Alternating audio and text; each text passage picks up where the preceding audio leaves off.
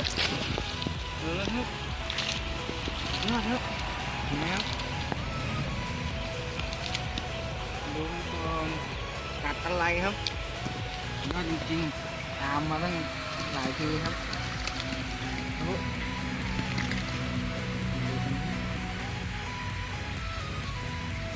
กัดอะไรครับมดเอ็กครับเต็มปากเลยครับยอดจริงๆ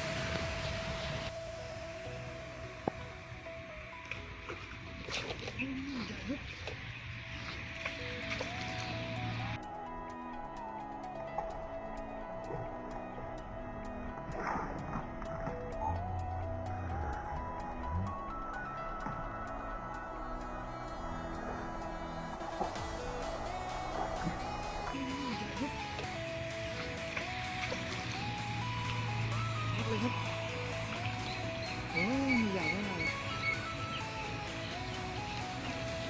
แล้วก็ไซส์สวยครับเห็นไหมครับ